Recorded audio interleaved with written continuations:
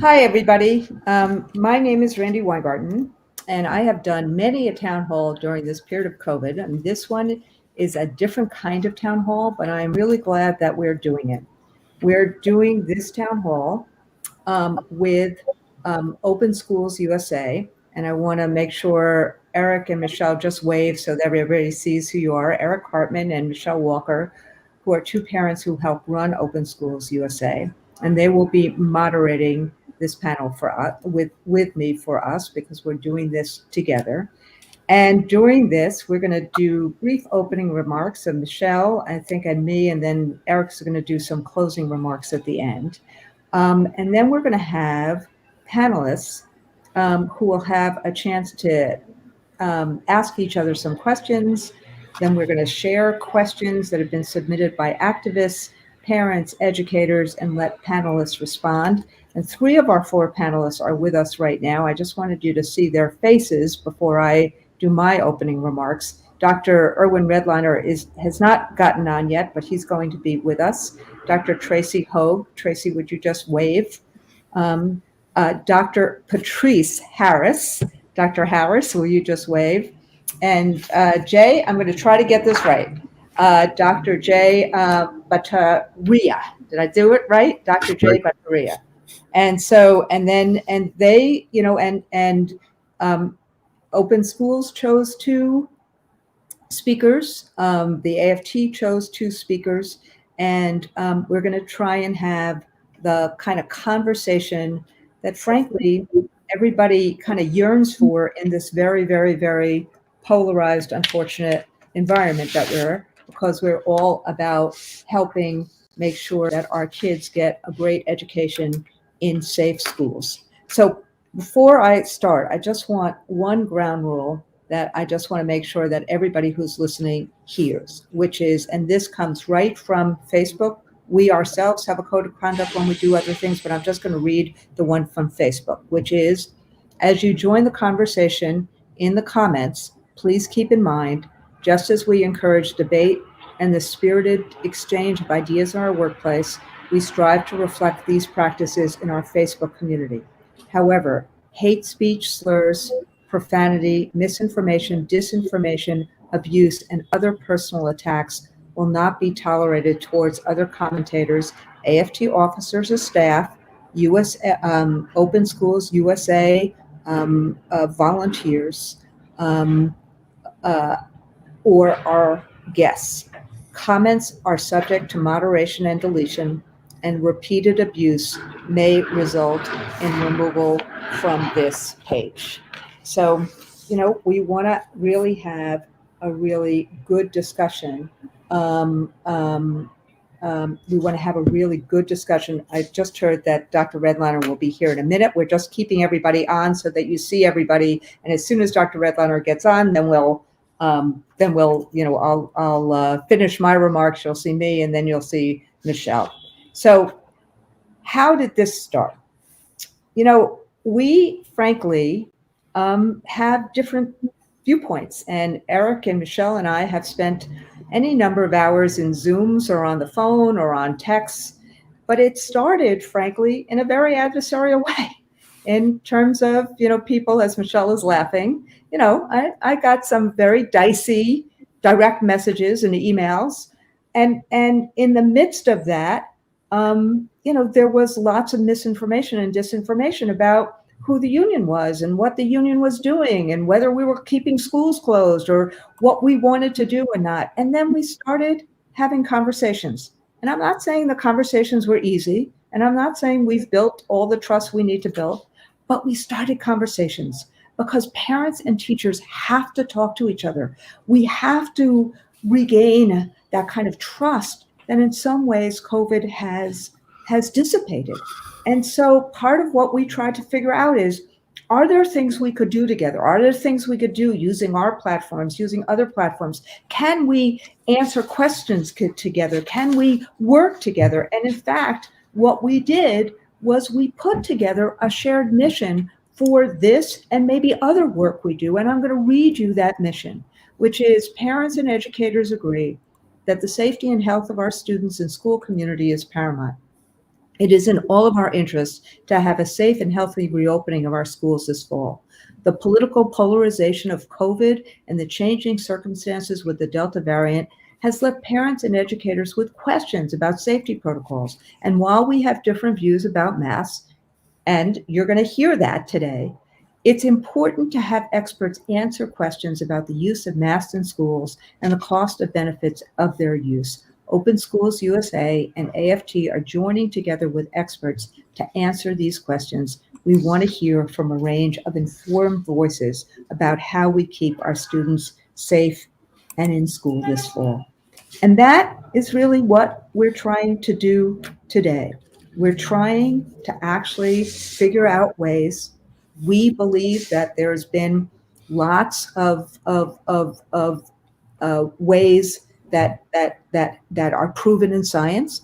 Others may disagree with us, but we're trying to have some articulation of these kind of concepts, have experts and speakers talk to us about this, and have the ability of parents and educators to be able to ask questions. So from our perspective, listening to the science, and when I say our perspective, I'm talking about AFT, we believe that the tool to open schools and keep them open is safety. And we believe that relying on the CDC and AAP and others, that we believe that vaccines and layered mitigation, including masking and ventilation and testing, is the way at this moment of time to reopen schools. And we've been pretty vigilant, as you all know, about that as the AFT. But we know that people disagree. And in some ways, that's part of the discussion today. And part of that disagreement, if you really hear it, is a risk analysis and a tolerance of risk and things like that. And I think Tracy and Jay talk about that a lot. But part of it is also a cultural issue and about who we are responsible for. Do we have responsibility for ourselves, or do we have responsibility for ourselves and others? And the AFT comes out and says that we have responsibility for not only ourselves, but ourselves and others. And that's part of why we lead with public health. So that's where we are. And we think, there's been new studies in the last, couple of weeks that actually have created clarification. The data from Arizona that the CDC came up with about, states that lack mandates were about 3.5 times more likely to have outbreaks, or the study from, 500 counties in the US that counties without mask mandates in schools had more than twice as many daily pediatric cases. But at the end of the day, and this is probably the most important thing I'm going to say, because it's obvious, my position and the AFT's position about universal masking and pro-vaccines and things like that. But what is really important is that we have to be able to talk to each other.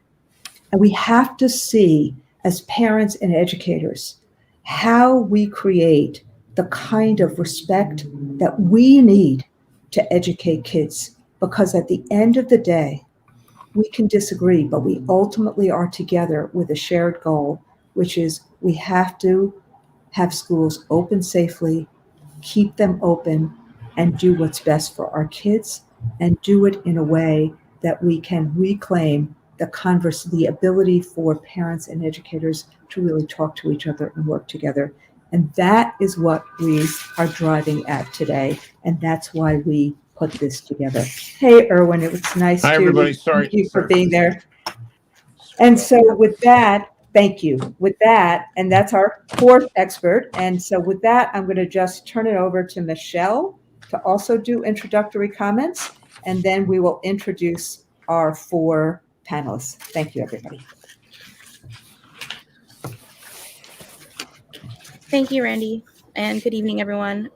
I'm glad that she touched a little bit on the kind of how this came about and the relationship that she and I have had for a while now behind the scenes, trying to find a place of common ground to help kids and teachers' practice. schools.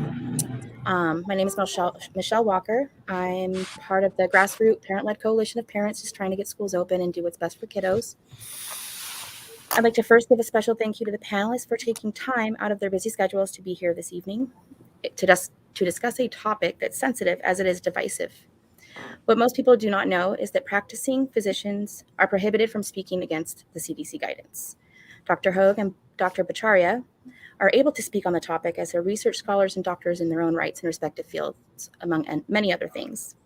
But by and large, your regular doctor that is part of the insurance and medical network cannot speak against the guidance, or they risk losing their job or a lawsuit. That said, it's created a somewhat artificial consensus, partly due to the consenting professional point of views being muted and the public view only hearing one side of the argument from professionals. The pandemic has taken its toll on Americans, physically, emotionally, mentally, and socially, especially the relationship between public education and families. I can say that we've probably all felt that bond break throughout the last 19 months. Everything compounded and combined with the lack of data and information being shared across all aisles and our recent collective inability to empathize, we've nearly severed the relationship in its entirety. We're all entitled to have our feelings. We have all had our moments where we may have said something out of anger or frustration without thinking about it. The only way we can learn to live with the virus while minimizing risk, mend the relationships that have suffered as a result of heightened emotions, and unite parents, teachers, public education, and Americans as a whole is to cross the lines and talk to one another. We need to start open dialogue, have conversation with the opposing sides, find common ground, and perhaps even work together to find creative solutions at meeting a shared goal. And I can tell you that I never in my wildest dreams thought I would ever speak with Randi Weingarten, let alone agree with her on many things. Not everything, but on quite a bit. So it's crucial to hear both sides and to try and understand one another. It's the only way we'll get out of this, and you never know, maybe you'll make a friend or two. And with that, I'd like to introduce someone that I've never met in my entire life, but I've met because of Open Schools USA, and I'm fortunate enough to now call him a friend. And with that, I'd like to introduce Eric Hartman from New York. Eric? Hi, I'll just give a quick introduction. My name is Eric Hartman, and I'm a father of two crazy little boys. And I own a small business, and before COVID hit, I was minding my own business and doing just normal stuff. And then the whirlwind hit, and here we are. I also want to thank Randi. I'll say a few more things at the end, but I'm super psyched to be involved in this. I think this is really cool that you guys are all coming together and talk about this like adults. So let's do this. So I think that the next thing we're going to do is have each of the panelists introduce themselves, take about 4 or 5 minutes, tell everybody who you are, and kind of lay on the line what your POV is on this. And as Randi said, Open Schools, we brought in Tracy and Jay, and AFT brought in Dr. I'm sorry, I'm so used to calling everybody by their first names, Dr. Hogue and Dr. Bhattacharya. I do not mean to be inappropriate, and AFT invited Dr. Harris and Dr. Redliner. So I believe the order is going to be Dr. Redliner first. Well, good evening, everybody. I'm very glad to be here, and hopefully a dialogue like this will bring understanding and help people make the right decisions in their lives and in the things that they're advocating for. And yes, it's a complicated time and a complicated issue, and I think the dialogue is critical. So I'm a pediatrician and have been working as a pediatrician or program developer since a really long time ago. I'm probably older than your grandparents, but let's say I've been around quite a bit. My current positions are I am the founding director of something called the National Center for Disaster Preparedness at Columbia University, and I direct the Pandemic Resource and Response Initiative at Columbia. I am also a professor of pediatrics at the Albert Einstein College of Medicine here in New York also, and I have been for the last, really since about the beginning of the pandemic, a public health analyst for MSNBC and NBC. I have, as somebody who's been very involved in understanding what we need to do to mitigate the consequences, the human consequences of disasters, prevent disasters, and so on. Very involved in trying to understand these mass casualty events, which go from pandemics to earthquakes and everything in between, and terrorism, and to try to make sure that human beings are as minimally impacted from such any kind of disaster as possible.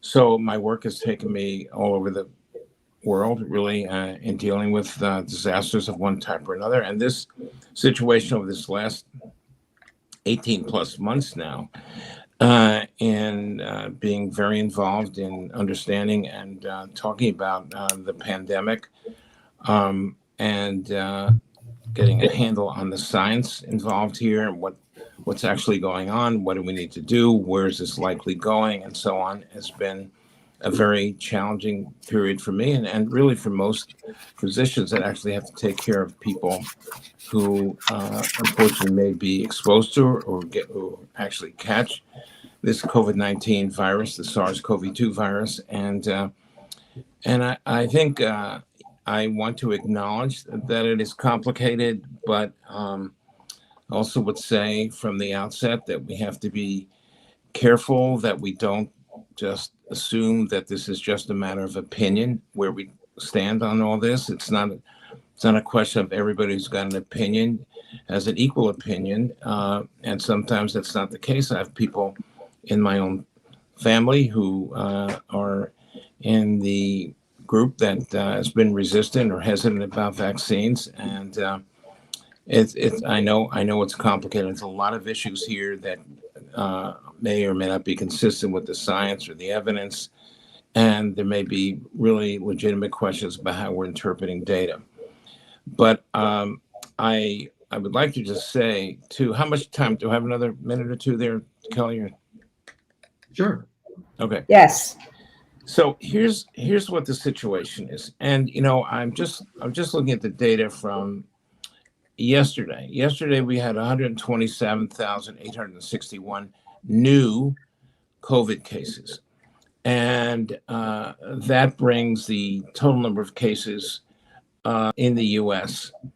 up to 43.4 million cases since the pandemic began. And the cases are, they're going up and down. And as of yesterday, there was actually a somewhat of a little bit drift downward in the number of reported cases. What's not drifting downward are the number of hospitalizations and the number of deaths. We had in the United States 2,490 people die yesterday in one day from COVID-19. And the 7-day weekly average is now over 2,000 people every single day that are dying. And we're in a particularly difficult position because there's a lot of confusion about what works, what doesn't work, and so on. And we're having this confusion at a time where we have put millions and millions of vulnerable people, including children, in situations where the risk has actually increased, because over the last month and a half, we've ushered in some 50 to 55 million children back into schools and many into classrooms. And many of those children, or some of those children, are eligible to get vaccinated. And obviously, all the children that are 11 years of age or under are not eligible. So we have a lot of soul searching to do to say what actually works, what doesn't work. And the lives and well-being of our children are what's at stake.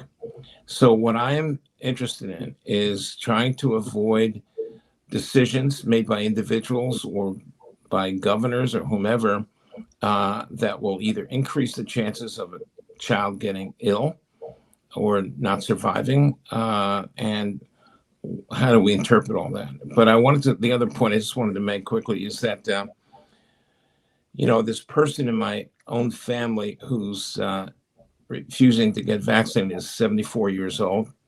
and she and her husband, who's 72 or 73 years old, have been taking some medications and promoting some theories about what keeps them safe. And my son-in-law, who's actually related to these people, says she's entitled to her opinion, just like you're entitled to your opinion. And the important point here is this is not a matter of opinions. It's not a matter of people taking a vote on what to do. It's a matter of trying to save lives, not just your life, but the lives of others in your family, in your communities, and so on. And there are some opinions that are just wrong. I'm sure you've all heard stories about how people think that by getting a vaccine, you'll get a microchip inserted in your body, or you'll become magnetic. And you could say those people are entitled to their opinion, but sometimes opinions are just simply incorrect. The opinion that if you give your child the mumps, measles, rubella vaccine, that child will get autism. It's not correct. It's been promoted a long time ago. It's been debunked. The guy who was promoting it fraudulently, the doctor lost his medical license and so on. Yet these rumors, these assertions, these cults persist of people who feel like they can't vaccinate their kids for these childhood diseases, which could be devastating because some crazy fraudulent guy in England put out this notion that won't go away, even though it's been disproven. So with that in mind, I'm actually anxious to hear from the other panelists to see what your perspectives are, and let's have a kind of a open, honest conversation about what's going on and what we need to do. I think I'll stop there. Great. Thank you, Erwin. I'm sorry, you go, Eric, to introduce the rest of the panelists. Okay. Dr. Hogue, you're next.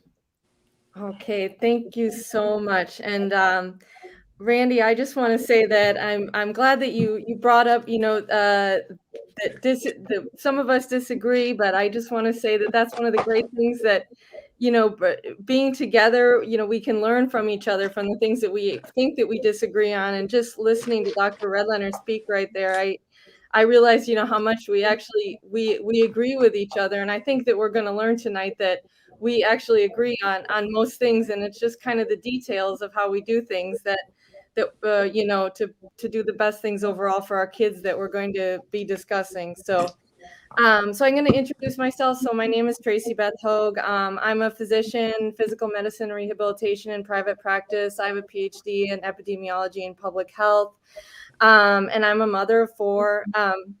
And I've been studying and publishing on COVID in children and COVID in schools since the fall of 2020. I'm a Danish-American double citizen who moved to the United States from Denmark 7 years ago. And part of the reason I became so interested in this topic is because I observed such a striking difference between the strategies of Denmark and the United States when it came to prioritizing the overall well-being of children. And Denmark reopened schools after 6 weeks of an initial lockdown in April of 2020, and they opened the primary schools first and then the secondary without seeing any increases in case, or without seeing an increase in cases in the community, and then proceeded to reopen the economy for the adults. And that has been the pattern throughout Europe, that they have been restoring normalcy and providing normalcy for children before the adults. And that makes sense given what we know about COVID-19 and its steep age gradient of risk, with those over 80 having multi-thousand-fold increased risk of death from COVID-19. And we also know that children are very vulnerable to changes in routines and loss of human interaction. And so they've really, throughout the pandemic in Scandinavia and Europe alike, been able to mostly keep the schools open, while in the United States, so many public schools remain closed, disproportionately affecting children in inner cities and from socioeconomically disadvantaged backgrounds. And these prolonged school closures and disruptions in sports and extracurricular activities had led to increases in obesity, with a doubling of the increase in BMI, mental health problems, and isolation and learning loss.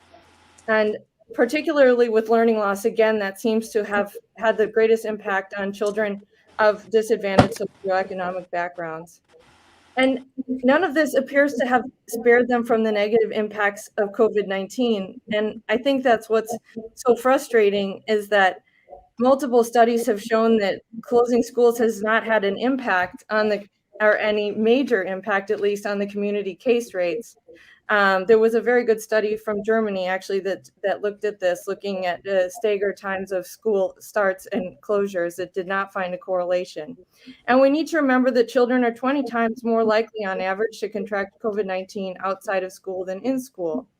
And so we also need to remember that when children aren't in school, they're doing other things, and their parents are working, and they may be with multiple care providers, or they may be alone. And the effects of the pandemic are going to travel with them for the rest of our lives. So we need to make sure that we're minimizing overall harm. Before I went to medical school and before my PhD, I worked as a teacher of special needs children in France, and the parents there said something to me that stuck with me, which they would be hesitant to send their children to school in the United States because they feel that we're not able to protect the most vulnerable children. And I think that all of us agree here, and I want to emphasize that that's a common ground between us, that we all agree that we want to protect our children, and especially those that are most vulnerable. And the question is, how do we do that most effectively? And the last thing I want to do is minimize the real harms to children from COVID-19, but we need to weigh them with the risks of other threats to their health, such as suicide, which poses a 7 times greater mortality risk. And we don't want mental health issues to increase. And we don't want obesity rates to increase and increase their risks from COVID-19 while we're trying to keep them safe.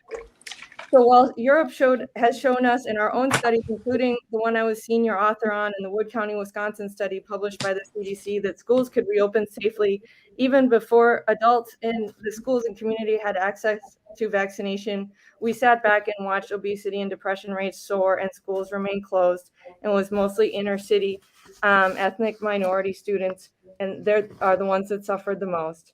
And this year, thankfully, most schools are open. But we are continuing down the same path of American exceptionalism with negative consequences for our nation's children. We're continuing to quarantine children when we could be using testing and tests to stay, so that when children are exposed, they are able to get a rapid test and stay in school if possible. And a Lancet study recently showed that that was equally as effective to quarantining. And we should also acknowledge there are many parents who are concerned about prolonged mask use, especially with the youngest children. Who have such problems as autism, speech delay, anxiety, or have English as a second language. And we should consider that there are important reasons Europe has actually never masked children under 6, according to the WHO recommendations, and Scandinavia and the UK have never masked children under 12, as the European CDC has recommended. And they have access to the same data that we do and the same studies, and they have not been seeing unacceptable outbreaks related to not masking these children, and have continued to relax masking and restrictions on children as adult vaccination rates have now increased.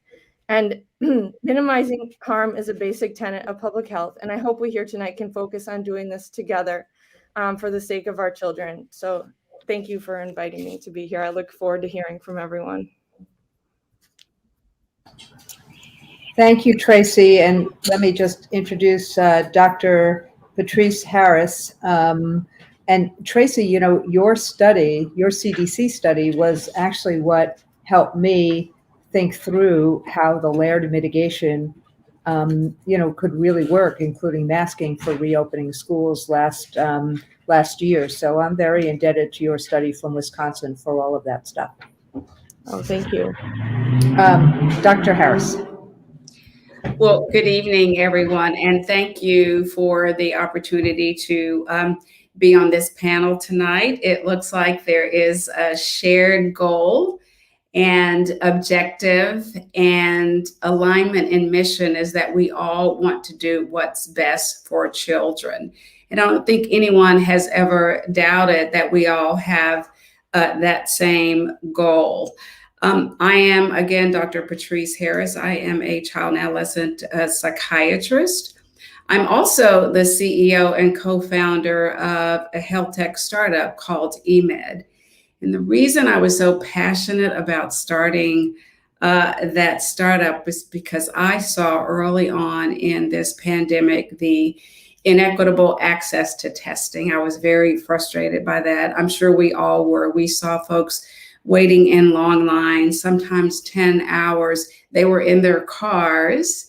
And that assumes that folks had a car, right? And had the privilege of a car and had the privilege, although it was certainly a hardship, of being in line for 10 hours just to get testing. And so I want to make it clear that I am the CEO and co-founder of a company whose mission was to increase access to testing and wanted to bring testing to the home for as many people as possible.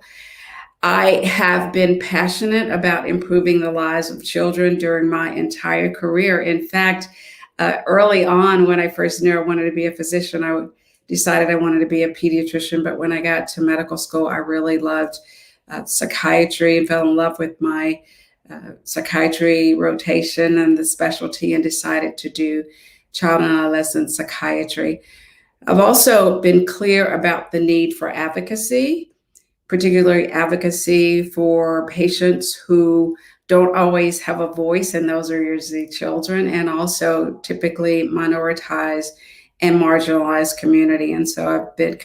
And so I've been involved and engaged in advocacy and organized medicine my entire career. I do want to think that this has been a very traumatic time for all of us. And three themes, again, that have been important to me are the importance of mental health. You've heard several people talk about mental health and integrating mental health into overall health. And clearly, this pandemic has been traumatic for all of us, which means we should be doing all in our power to do what we can, that layered mitigation approach to reduce the spread, therefore reducing the incidence of disease, risk for severe disease, hospitalization, and death. The other issue I've been passionate about my entire career is around diversity, particularly of the physician workforce, but really the entire workforce, everyone who takes care of patients. As I said, often we need to make sure that the faces of those who are educating our students, the faces of those who are providing services to people in this country match the communities that they serve. And finally, trauma, particularly childhood trauma. Pre-pandemic, these were issues of great concern, and certainly this pandemic has amplified those concerns. Randi asked my position. My position is absolutely a layered approach, but a layered approach to mitigation based on the science and the evidence. Dr. Redlener said, absolutely all of us are entitled to our own opinions. We are entitled to our own beliefs. We are entitled to our own decision making. But I am committed, that's been my personal commitment, to be in the arena. Often I've been the only one in the arena.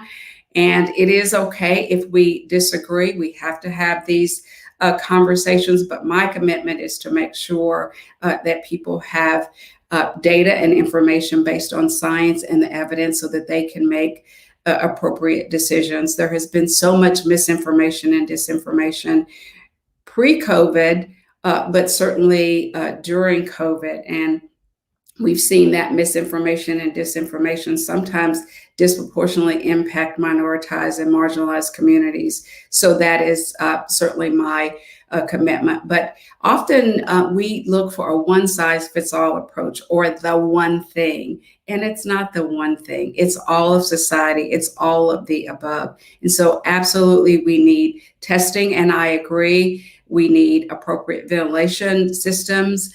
We need masks when appropriate.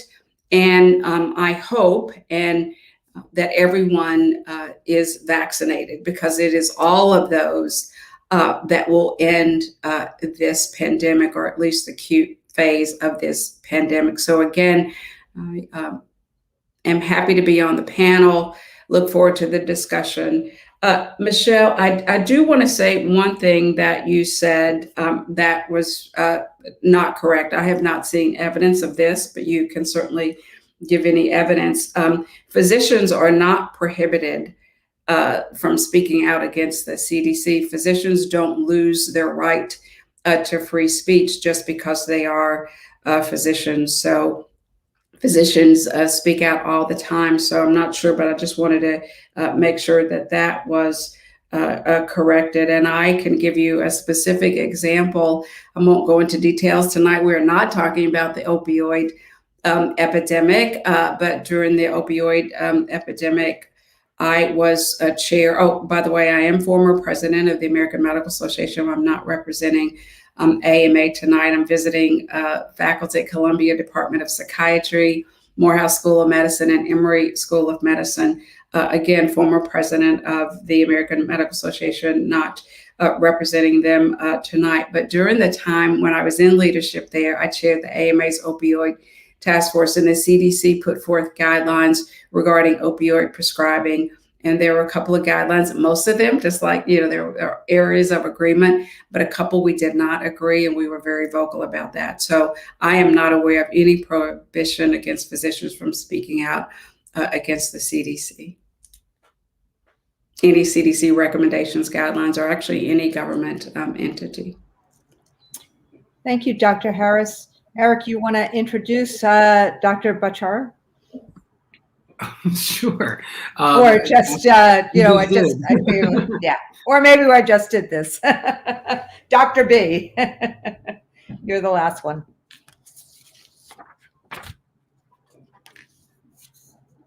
You are muted. Adam, could you? Good. Okay. Okay, I wanted to start my remarks by thanking the AFT and Randi Weingarten in particular for inviting me to participate on this panel.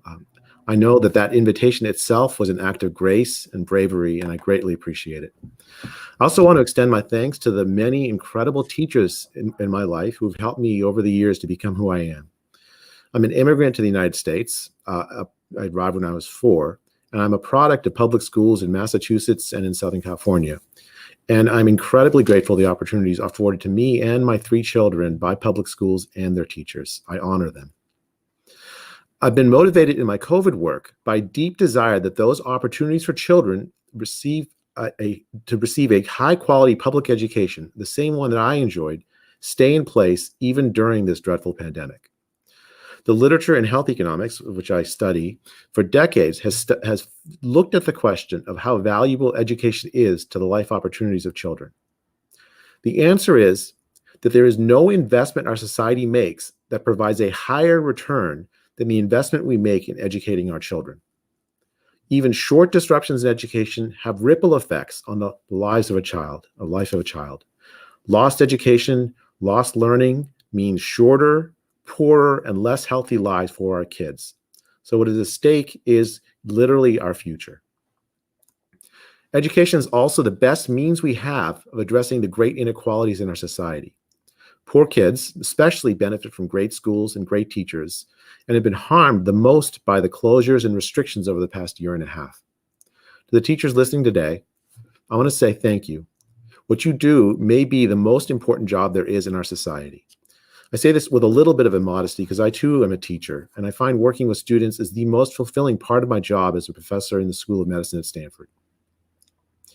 Now that I've made the case for why it's vitally important for schools to keep going, I want to turn to whether this can be done safely in the context of COVID-19. On this, the most important point I want to make is that the vaccines have transformed the safety calculus.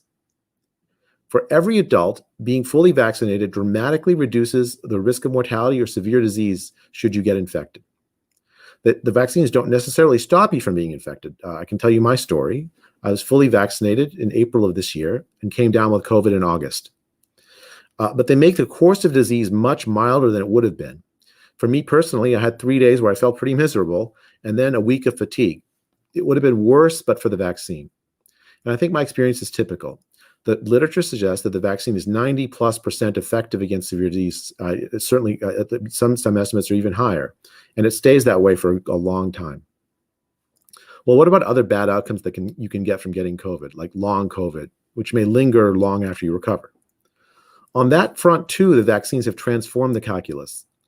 Long COVID is most likely among people who've had a very severe course of disease, perhaps sent to the ICU. Recovery after a severe case can take a long time. It's more likely to produce post-viral syndrome. However, since vaccines reduce the likelihood of severe disease, they make long COVID less likely as well as the harms from long COVID. In the latest analysis from the UK, the Office of National Statistics, which has experienced a huge wave of Delta cases like we have here, the public health authorities report that the rate of long COVID at 4 to 6 months after infection is low. While about 1 in 20 recovered patients experience at least one long COVID symptoms, most commonly fatigue or headaches, the rate's similar among patients who never had COVID in the first place. It's not something that we should take lightly, but it's something that we now have a lot of experience with, and the vaccines have helped tremendously. Now let me turn to the comments that Tracy made, and I want to emphasize how important it is to understand that the United States is not in a vacuum. The European experience with schools is a very, very important lesson that we should take. Schools throughout much of Europe and the UK stayed open to full in-person instruction nearly all of last year, and this was before the vaccines. In many places, there was no requirement for students to wear masks. They avoided masks because the masks got in the way of providing as high quality instruction as they could. For instance, just to give you some sense of how the disagreement goes, the World Health Organization recommends masks on kids 6 to 11 only under certain special circumstances and never for anyone less than 6. The European Center for Disease Prevention and Control, sort of like our CDC, the analog for Europe, does not recommend masks for primary school students. For European countries that have limited mask requirements for older students as well, and some European countries have limited mask requirements for older students as well. So to be clear, millions of children in Europe are not wearing masks in school, not because the Europeans don't care about their kids, but because they, in their view, the harms from the mask to the education they provide to the kids, to the disabled kids that are sometimes very uncomfortable wearing masks, outweigh whatever benefits there may be in masking on the spread of disease. And on that, there's actually quite bad evidence. That there's not good evidence that suggests it's a critically important step. There's no evidence that kids in Europe are greater risk of severe disease or bad outcomes, or that their surrounding communities are greater risk than their counterparts in the US. Teachers themselves in Europe, in many parts of Europe, have had lower rates of infection than other people in the community. Schools were safer places to be than the community at large for teachers. I think you can probably hear the passion in my voice about this, but I think it's passion we all on this committee on this panel share. We all want what's best for kids in America, and I know on that we are entirely agreed. The vaccines have made it safer for teachers to conduct in-person schooling than it was last year, and the experience of schools in Europe all last year also shows that though there were some high-profile cases of transmission, schools were not the primary locus of disease spread. Given these facts, I say we teachers should ask the powers that be to let us get back to what we do best, preparing our students to live long, healthy, and fulfilling lives without fear or hindrance. Thank you.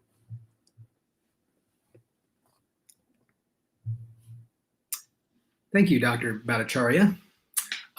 So as Randi talked about at the beginning, the thought behind this panel is very simple, and that is a good old-fashioned discussion. We even talked about having it be like a debate, and we kind of pulled back from that because we wanted to do something novel and radical, and that's actually have you four experts talk to each other. So this is the part of the program where we actually hand it over to you guys and encourage you, if you heard anything that one person said that you disagree with, or you want to challenge somebody on, or you want to follow up on, now's your chance. Masks, kids, schools, COVID. This is our opportunity. I think Dr. Revin. We all understand we're talking about a situation where last week, 1 week, about 207,000 new pediatric cases of COVID were identified. 207,000 cases. And we're talking about situations, New York, the United States, it's not Denmark, it's not UK, it's not France. It is a weird entity unto itself. We are a federal society. where states and individual communities get to make critical decisions about public health policies. And that has left us with a patchwork, a hodgepodge of consequences that have been devastating in many parts of the United States, including in the Republican states where you have a majority of the Republican counties voted for Donald Trump in the last election. Those states have the overwhelming majority of the cases in the United States. And it's raising havoc in our hospital systems. Hospitals are overwhelmed. They're losing medical staff. The fatality rates are high, and so on. So unfortunately, we cannot have in the United States, even though we'll have recommendations from CDC or the FDA, we have no enforcement possibility of any policies in this realm by the federal government. So it's left up to this kind of hodgepodge of people with different views and ideas about it. And this is one of the reasons that we have to worry about children being exposed and being vulnerable to COVID in some places more than others. And the other thing is, I'm not sure where the differences are. I don't think anybody has even suggested that vaccines aren't the first line of defense. And if it were up to me, no teacher, no staff person would be allowed to enter a school building that has not been vaccinated. I think exceptions for things like, religious feelings should not be permitted. And I don't think that testing is an option as a replacement for getting vaccinated. And we do that to make sure that everyone is protected. And when the guidelines allow for children under 11 and under to be vaccinated, every child in every school also should be required to get vaccinated. And that I'm emphasizing this because I think that's the most important frontline major defense for protecting people and also for tamping down the spread of disease. The other questions that have been controversial include things like mask wearing. And I know that there's examples in other countries where it seems to be that, going to school with or without masks has not been a problem. But I will tell you that the data is incontrovertible that masks prevent infection of this disease. I'm looking here. I just, upon this occasion of this, I just pulled a few of the articles, which I had one of them from the Mayo Clinic. And there's another one that's a major review of a huge number of studies that have looked into what masks can do. And I think I really am not aware of any legitimate data that shows that masks are not effective. And until we get that, I think we have to do the things that we know about, which includes some of the things that have already been mentioned, that we want to make sure the classrooms are well ventilated, that everyone's wearing masks, that we do the best to keep social distancing, and that we make sure everybody gets vaccinated. That's all we got, folks. So yes, it may be different in Denmark. I don't know, although I was looking at some data from Denmark, and then I got chastised by the moderators for looking, not paying attention to all of you. But I just wanted to make sure. But the situation in Denmark has. I apologize, Randy. But sorry, I just laughed. Yeah, in Denmark, as we've seen there was a big rise in cases in Denmark. It's not like Denmark's been somehow immune from, pardon the pun, but from a significant number of people in that country from getting infected and so on. The fatality rates are much lower, but it's a very complicated business to get into comparing a country like Denmark and a country like the United States of America, one of the most heterogeneous nations on the planet, especially in the in the highly developed countries, and it's just, I think, I'm not sure. Are we even having an argument? I don't think so. It's just we're just. Well, I've got a few comments, Dr. Redlener. So I mean, Denmark, the hospitalizations decreased and then plateaued. So they're more looking at they are looking more at the hospitalizations right now, and we do have data out of the UK showing that children are at approximately the same risk of hospitalization unvaccinated as 40 to 50-year-old adults that are double vaccinated. And that the mortality risk for children unvaccinated is the same as or less as about a 20 to 29-year-old double vaccinated adult. And so, you know, they've got the youngest kids that are unvaccinated, a little over 50% of the to 12 to 17-year-olds vaccinated. The adult population is very highly vaccinated. So they're looking mostly at the hospitalizations right now. But I wouldn't want to simplify the situation and say that the United States is just like Denmark. But, you know, they didn't require masks of children 12 and under all along. And so in terms of the studies that we have, obviously we have the Bangladesh randomized control trial, which didn't find any effect in terms of preventing SARS-CoV-2 infection with the cloth mask, but it did prevent, it was found in the context of also distancing to prevent SARS-CoV-2 infection in people in the community over age 50. They didn't have children in the study. We do have the CDC study from Georgia that didn't find an impact of cloth masking,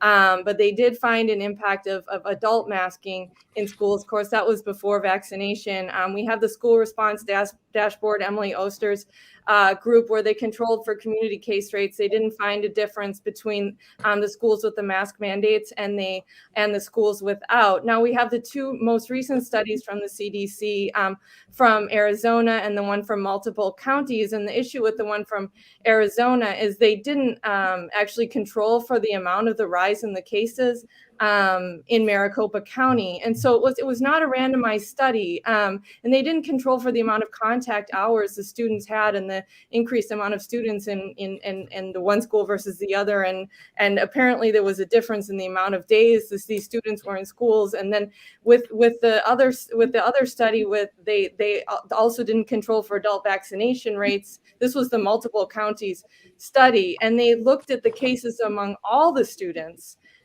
0 to 18, or all the children 0 to 18 in the county, and not just the students. It was only a 2-week study. I mean, those are not high quality randomized control trials. So we can't really learn a lot about the effects of masking from these observational studies that aren't well controlled and adjusting for the necessary confounding variables. So I'm totally open to believing that masking kids is going to have an impact. I just don't think that we have really solid data to say this is how much it works. And so I keep focusing on adult vaccination is so important, especially vaccination of kids that are high risk. It needs to be emphasized. And ventilation has been shown repeatedly to be an important strategy. And I'm all for, paid sick leave and people staying home and getting tested, having access to, it would be amazing if there were free tests at schools, and I think that those are the highest impact things. And sometimes in the Marin outbreak that was also published by the CDC, all the kids were masking with high compliance. The teacher, there was like some problem with mask compliance when she was reading, but 55% of the kids got infected. So obviously, if you have a high-risk child, you're not going to say, well, just wear the mask and everything is going to be fine. You're going to want the teacher to be vaccinated. You're going to want the teacher to test if she's having symptoms. And she didn't do either of those, apparently. So, I think that was the crux of the problem there. So, and Tracy, I might say, I think we do have, some good data that masking works, but I appreciate that. And we are always, we should always be on our journey for data and looking at, but I don't think we have any data also to say, just don't wear, just don't wear masks, don't worry about it. And I think we do have data to show that really it's about, and I hate to be a broken record, and I'm almost like Dr. Redland, I'm not sure we're necessarily disagreeing. It's, masking and testing, and yes, the data is evolving and growing. The one thing I do always want us to be careful of, and you're right about Denmark and Dr. Redlander, and this is pre-COVID, I would always candidly bristle when they would compare some countries with the United States, because I don't know the specific demographics. I know that you do, but I do know that they are not as heterogeneous as we are here in the United States. And so I also and you did mention this, and so did Dr. Redlander, that we just can't, sort of take data from Denmark and say, and because it worked in Denmark this way, it will work here. So I just don't see, and certainly there are individual differences, and you're right, it's about the rate of the community spread. And this is where I get to individual school districts and local public health departments working together to make these decisions, rather than any folks sort of just saying this is the way it should be across this country. You will have a different outcome and different set of strategies and tactics for a county with a low vaccination rate versus one. So I just want us to, I hope that we realize that the decision should be driven by science and data, but really at the local level, and let them make the decisions that need to be made. Right.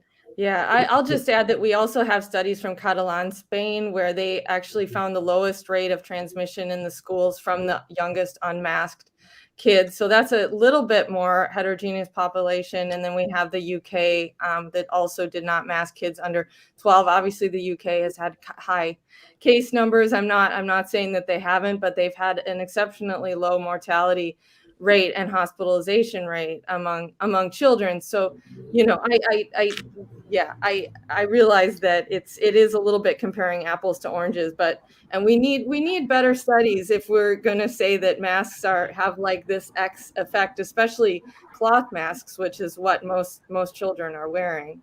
Yeah. So Tracy, there's a whole other line of research which is very basic, which says, and this has been studied a lot, that a mask will prevent the transmission of the virus from one person to another person. That's not about an observational study or an epidemiological study. That's simply in very competent labs that say, if you're wearing a mask, the chance of you spreading the virus to somebody else is much reduced. There's no controversy with that. So, Dr. Redler, not all the masks depends on someone wearing a mask. Detail of that, but masks work to prevent the spread of virus.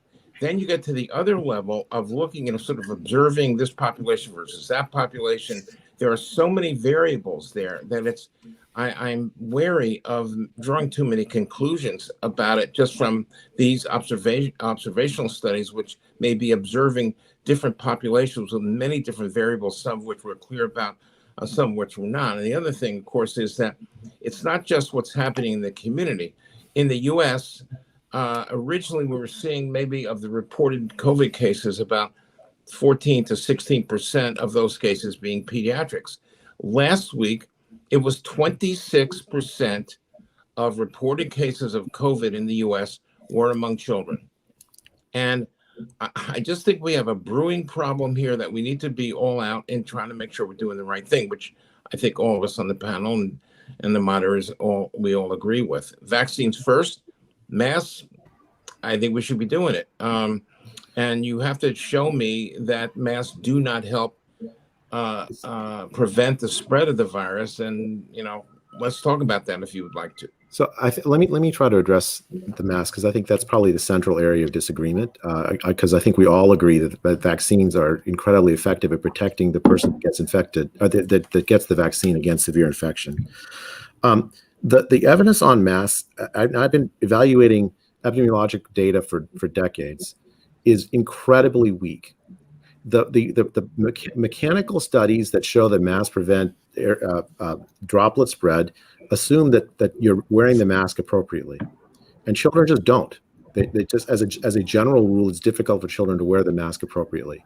There are randomized studies from before COVID, dozen and more randomized studies on whether masks protect in settings where people do know how to mask appropriately, in healthcare settings that find, for instance, with the flu, the masks don't protect against disease spread and also not against source control.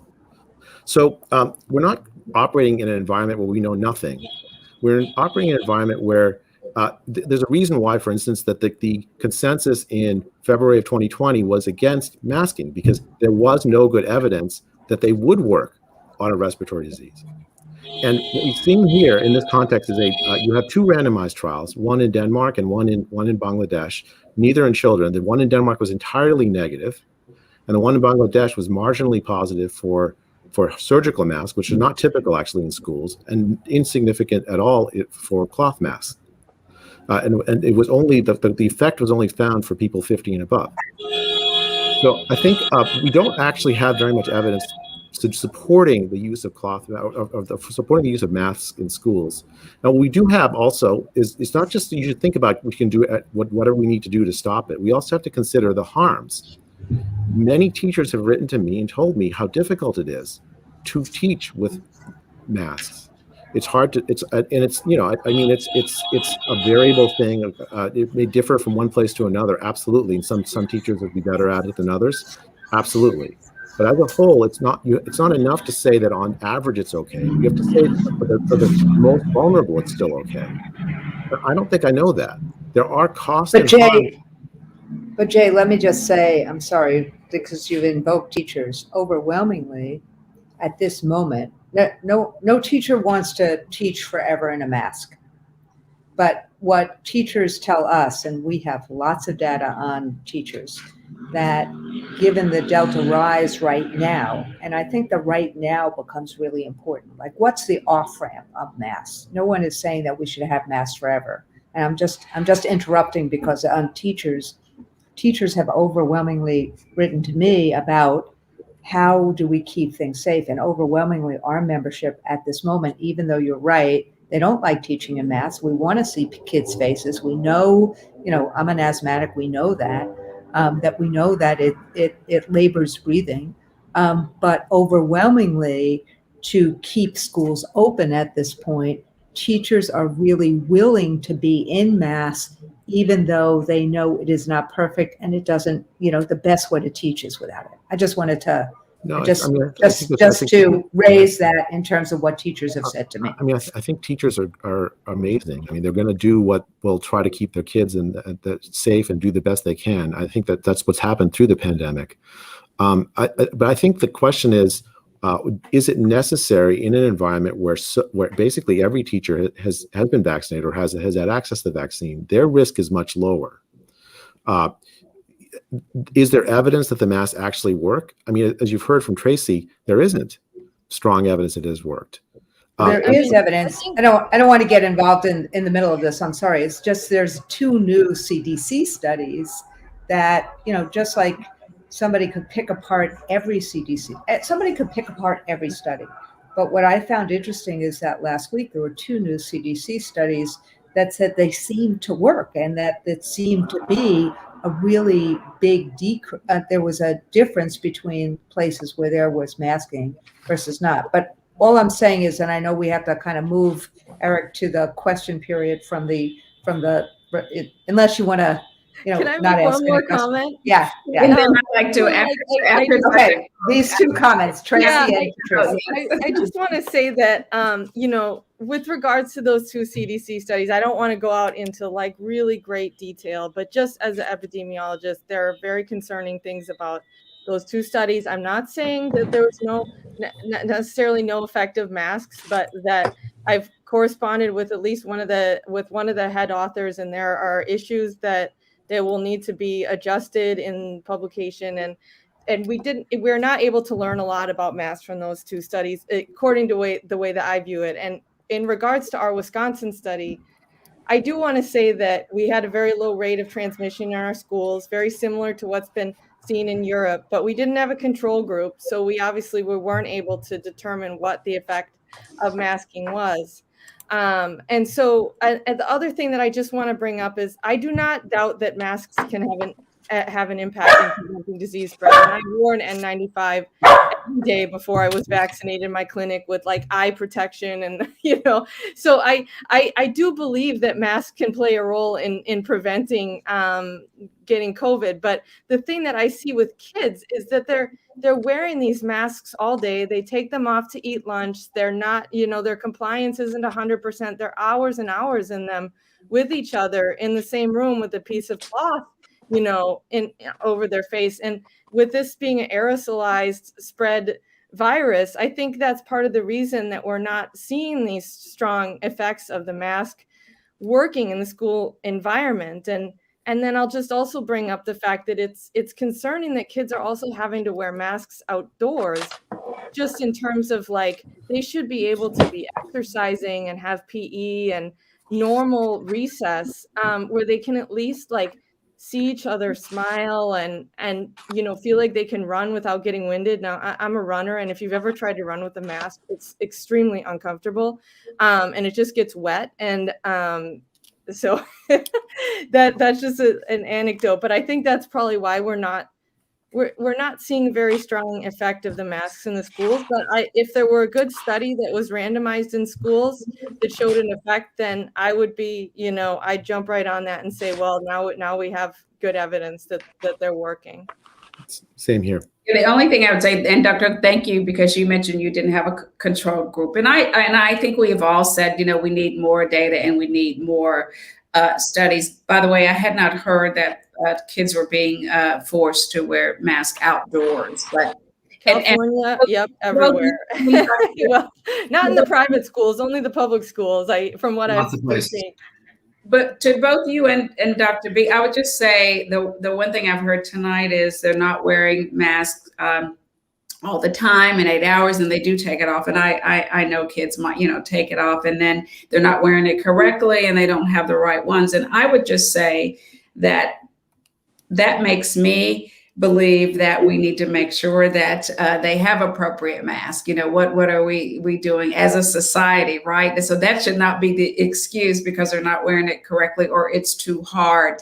Dr. B, I agree that it is more difficult to teach, probably because I'm a psychiatrist and we learn a lot from one another and communicate nonverbally, but there's a risk benefit here. And, in a perfect world, we wouldn't have COVID. So I just think we should make the right thing to do, the easy thing to do. And just because something is hard doesn't mean that we shouldn't do it or it doesn't work.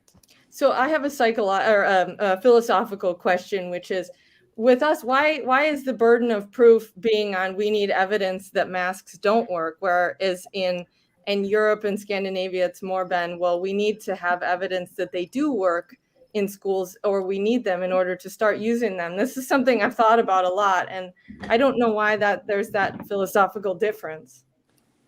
Well, Tracy, can I just, and I know we have to get to the questions, but also let's talk about the other philosophical differences between Denmark and Sweden, where kids were a priority, not opening the economy. Right. And, and so what ended up, and you see huge vaccination rates, and you just see so many other things that made, so I think that the problem we all have, and just like you, I've been on many calls with UNESCO and WHO, and and sorry about my dog, she is just started barking, so I decided I would hold her, so, you wouldn't have to hear the barking. But that's a good thing. This is Penny. She's saying hello. Penny. But she's, but I do think that there is an issue here in terms of the federal system that we have in 50 states and different standards versus in a state like, or in a place like Denmark or Sweden or even Great Britain or France. There's one central way of doing public health. And I think that's a huge difference, unfortunately, for us. Yeah, no, you're right, because the adult vaccination rates in the Bay Area are actually equal or higher to what they are in Denmark, and all the kids are masked outdoors in the Bay Area. It's a strange disconnect, I think. And I'd like to go back to the point that you made before, Dr. Hoag, which is the burden of proof argument. And that's one of the points that Michelle and I and a lot of parents have had and have struggled with, which is, masks are not normal, right? Like, we didn't do this before 2020, and we didn't do it for a reason. And normally you have to prove, beyond a shadow of a doubt that something works, that there is repeatable, provable efficacy. And we're going back and forth with study versus study, and there's a lot of mannequins and there's a lot of this and that. But to Dr. Hoag's point, doesn't the burden of proof have to be, from a public health standpoint, doesn't it have to be on the mitigation to prove that it actually works in order for us to do this to our children? Can I add one point on top of that? We have a limited amount of energy to spend. We have to, in public health, when we spend our energy on high yield items, it builds trust in public health. It builds sort of compliance, and you just get good results. When we spend our energy on controversial things with less good evidence, it squanders the energy we might have to work on the most important things. I think we all agree that vaccines are the single most important mitigation measure, right? I mean, that's what I heard from Dr. Harris and Dr. Redlener. I think that, and I think that Dr. Hogan, we all agree on that. The problem we're currently having in the United States is there's very large numbers of people who have lost trust in public health. That's why we're seeing this vaccine hesitancy, and a lot of that has come from that public health pushing things on which there's only marginal evidence, incredible amounts of energy spent on that. Whereas the most high yield items, there've been much less energy. We've essentially created the situation where large fractions of the population no longer trust public health. We've taken something like the anti-vax movement, which Dr. Redlener mentioned, which is very unfortunate regarding MMR vaccines, a terrible thing to not give your kids an MMR vaccine. And it was a fringe movement. And now we've turned it into something much more mainstream, essentially by demonizing half the population, creating political divides around this, and putting all our energy in things that are on putting so much of our energy on things that are low yield. I think. Well, Jay, listen, we're in the middle of a crisis. 207,000 children were infected last week, not last month, last week. Kids are being admitted at high rates to hospitals. Pediatric ICUs are overwhelmed. And we don't have time to luxuriate in some of these decisions that have to be made by experts.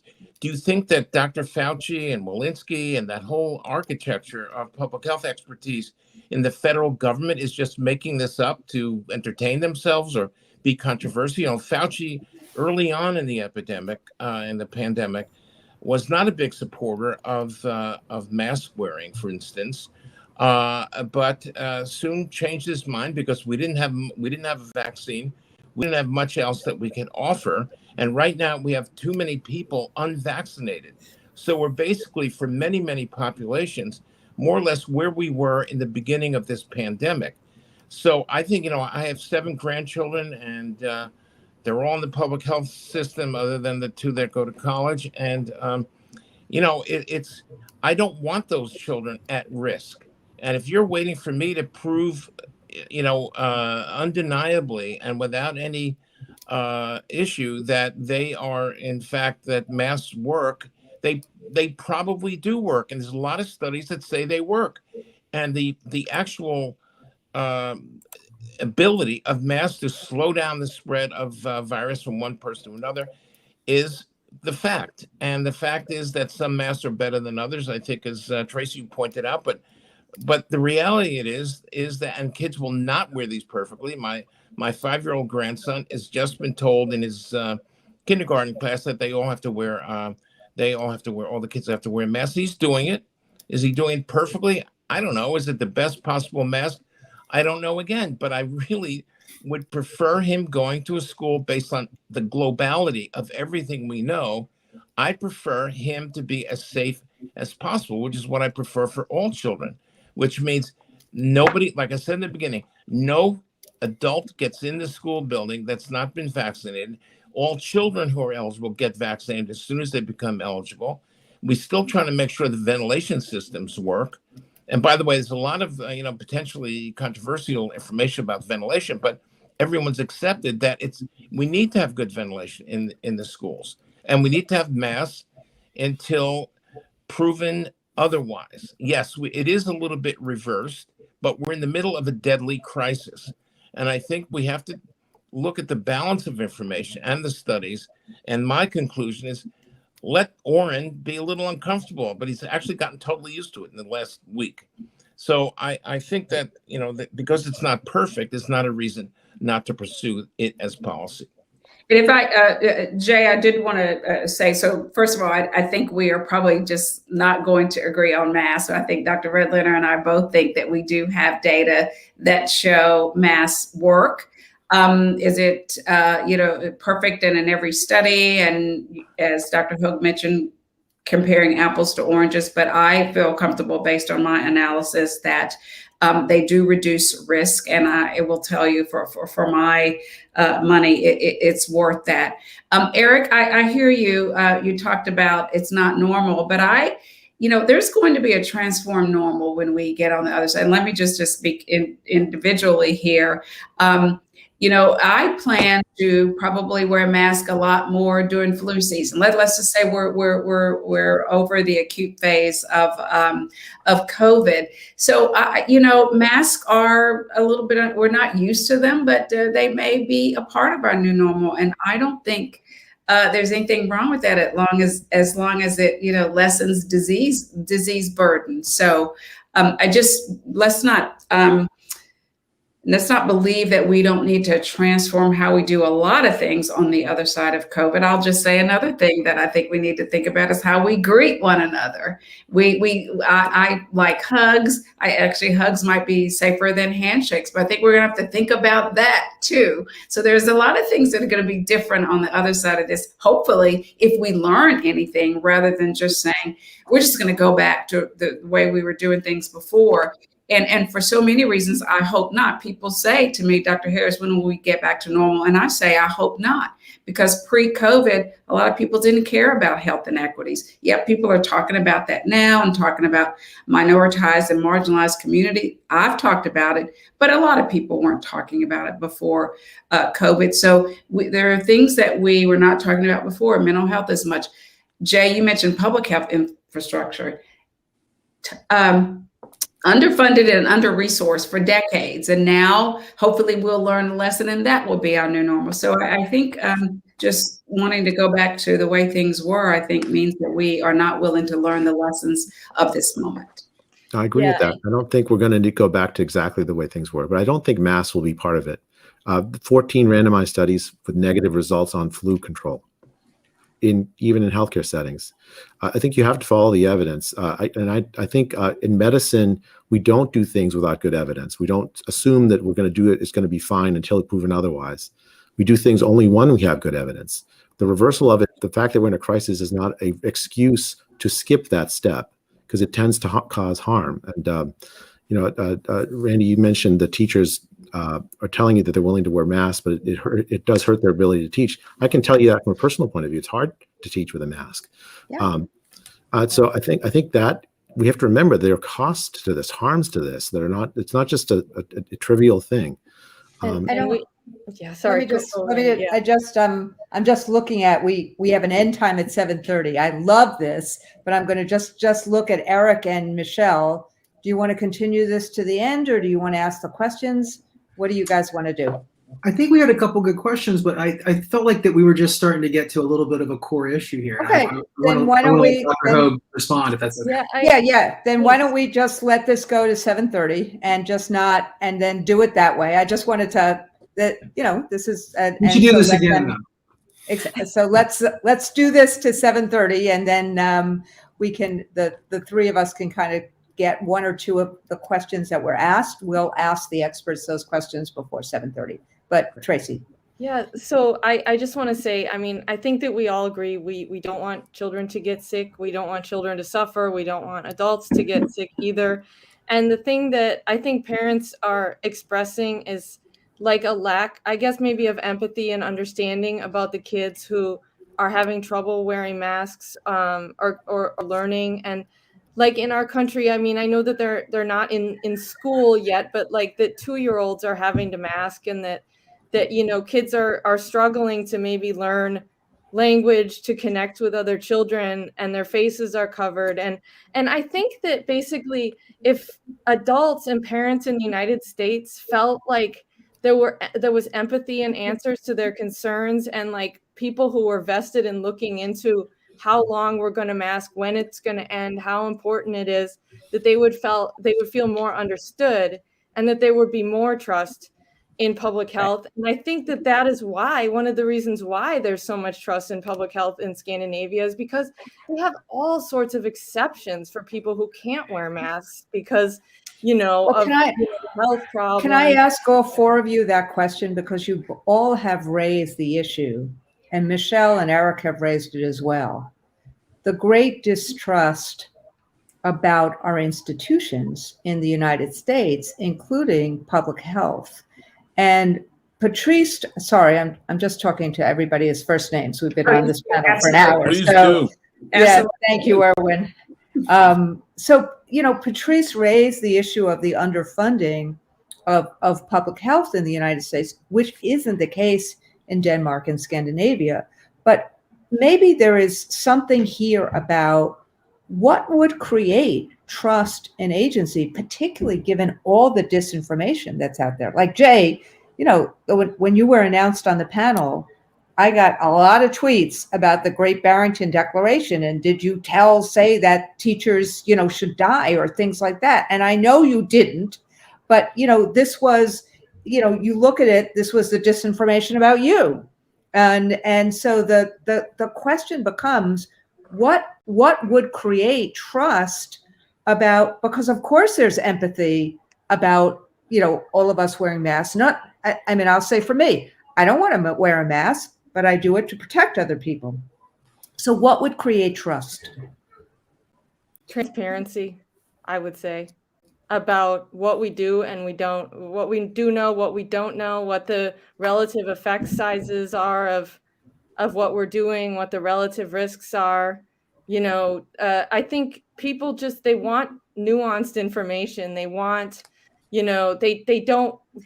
adults don't want to be treated like they don't understand science. Like they want to know, how important various things are. Like we've kind of overemphasized probably the effectiveness of masks and underemphasized the effectiveness of vaccines. I mean, I know we've already brought that up, but that's just one example. And we can't make people believe that, wearing a cloth mask is going to 100% prevent them from getting COVID, because we know that that's not true. And so people just need some, rather people see the CDC flip-flopping on issues rather than just stating from the beginning, well, we actually don't really know how effective masking is, but we're going to do it for this amount of time until this, and just give some more information about the thinking process. And I know that's what the European CDC does, that they're open about, well, masks are probably one of the less effective prevention strategies that we have, whereas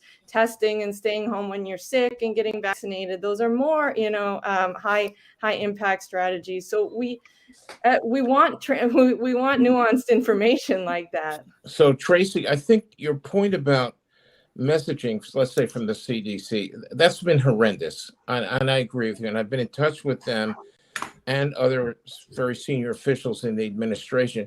This has been a calamity of bad messaging strategies that has definitely undermined confidence and certainly has caused confusion. I get asked about this all the time, and I think that's a problem, and exactly for the reasons you stated. But let's just talk for a minute about the big elephant in the room, which is the politicization of this public health battle.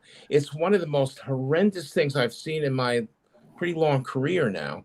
I've never seen this political intrusion into a major crisis that needs to be solved by science and evidence. Kind of like the discussions we're having here. That's fine. What was not fine was Donald Trump spending 4 years undermining scientists, driving some of our most productive scientists out of the federal agencies, and create a movement of anti-vaxxers who have nothing to say about evidence or messaging. They've been convinced that the Trump cult, which is his legacy, gives them the freedom to spout BS as a way of sort of dealing with this. I think that's a really unfortunate. I don't know how we're going to get out of this, but it's not going to be because you and Jay or myself and Tracy are giving more, more information, more data. Something more fundamental is going to have to happen. I don't know what that is exactly, but this is a political disaster, not a public health messaging disaster or data disaster. And that's, I again, you can hear I feel pretty strongly about it, but having spoken to many people and many organizations where there's no willingness to even listen to data, yours, mine, Jay's, they're just not interested because Trump himself got booed a few weeks ago because he suggested to some political rally that people should get vaccinated. He was booed off the stage, or booed loudly.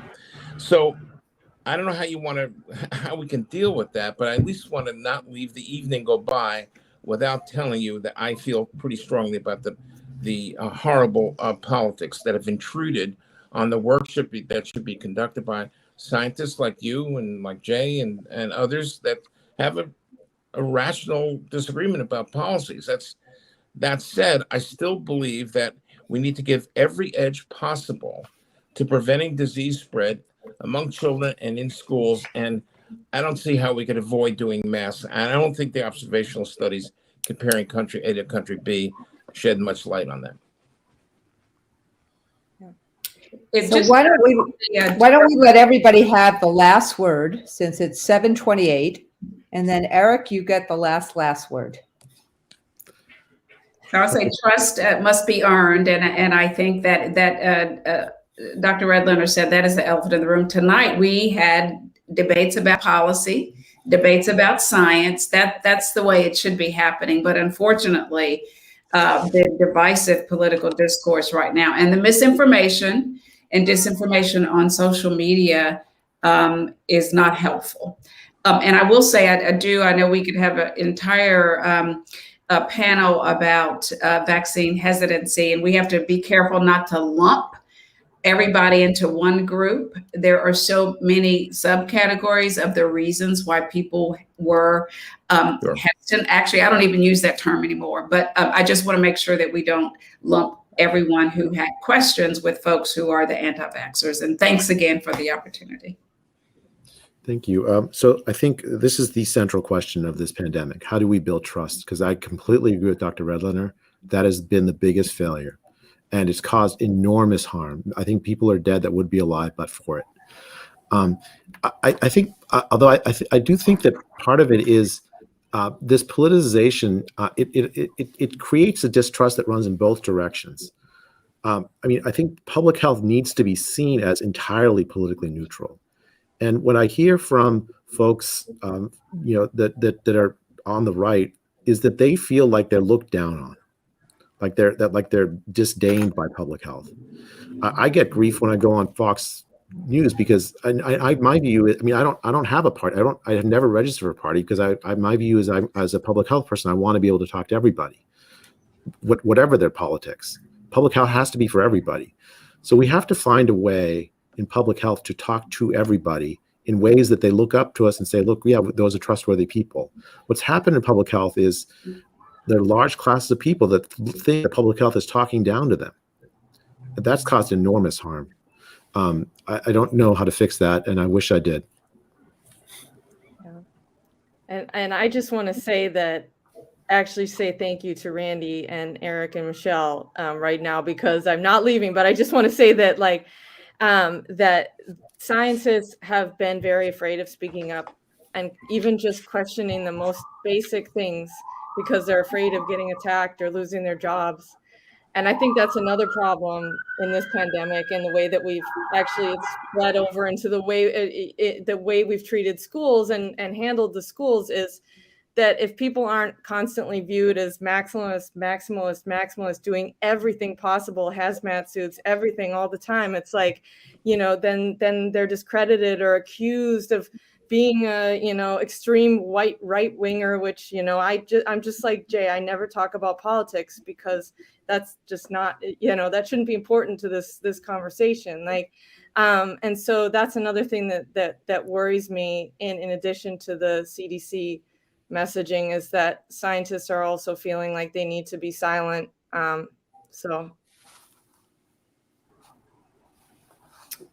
Absolutely. Eric. Yeah, I guess I'll close it out. It's been a really good hour and a half. So first of all, thank all of you very, very much. Just one quick point to Dr. Harris.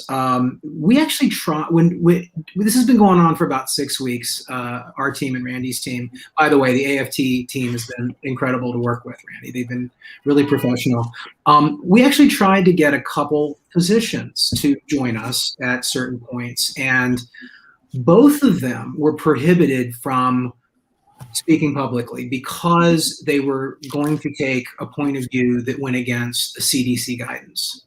One of them was told by their medical network that was a no-no.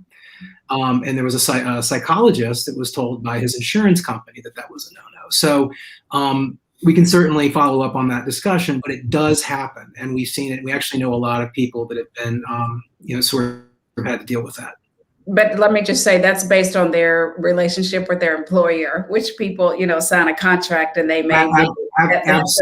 But I didn't, it's like just the physicians in general cannot speak up, but people take jobs and, based on those jobs, they may not be able to speak out. But that's an employee decision. Yes, but it is pretty prevalent right now. But that aside, what we just did was a big deal. We had 4 people, 2 on one side-ish and 2 on another side-ish, coming together and talking about, one of the many third rails that exist today. And that was a big deal. And it really shouldn't have been a big deal. And, even though I think we know how charged these things get these days, and Randi lives it every day, we were all kind of surprised because when we were talking about this, we just rewind super quick. We've been talking to Randi for about 6 months off and on. And the one thing that we knew that we shared and agreed on was the fact that we were talking, right? The idea that we were able to have this dialogue. And it really harkened back to, pre-pandemic where, you could just go and talk to your neighbor. And the pandemic comes along and you guys, everybody here said almost the same thing. It became politicized and it really brought to the fore some really icky stuff, right, between people. And you 4 in 2019, you could have easily found yourself at some industry function, hanging out, talking. You would agree on this thing, you would disagree on that thing, and then you would end up at the hotel bar doing bad karaoke at 2 a.m. So this is the fact that this is a big deal, that we're just getting together and doing a discussion like this is kind of terrible. But that's why it's a big deal and a good thing that we did this. And I know I speak for Michelle, and I want to really thank Randi. She's been really open-minded, at least to have this discussion. Of course, we don't agree on everything. We have calls where we don't agree on anything, but at least we had the call, right? And again, that's what this is. I don't want to hammer it too much, but this has been awesome. So thank you all so much. And I just want to also share and tell people how grateful I am to all of you, because part of what we have to do in this democracy, and in some ways schools are like this, and Erwin and I have gotten to know each other a lot because I talk to him not every day, but frequently about these questions. I ask these questions all the time. What do we do? What do we need to do? I'm an educator. I'm not the doctor in my family. I'm the educator in my family. I'm the lawyer in my family. How do we deal with this? We're still in the middle, unfortunately, of a pandemic that has lots of twists and turns. We don't know things. But that question, and Patrice, you said it at the end, and Tracy, you said it too, trust has to be earned. And part and parcel of what we're doing right now, even though I don't know if we changed anybody's minds, I still believe that we have to do the kind of layered mitigation to keep everybody safe in school. That's my obligation. I feel is like, I want to have schools open. I want to keep everybody safe. And even though I don't like masks personally, I feel like we have to do that because of keeping people safe. So I don't know if we've changed anybody's mind, but this is what we've done. We've had a conversation with people who really disagree, but where we could hear each other and try to recreate trust on a local level between people who may have disagreed. And that muscle of doing that is really important if we're going to keep a society together. And so I just wanted to also end by saying thank you, everybody, for taking the risk to do this and for us having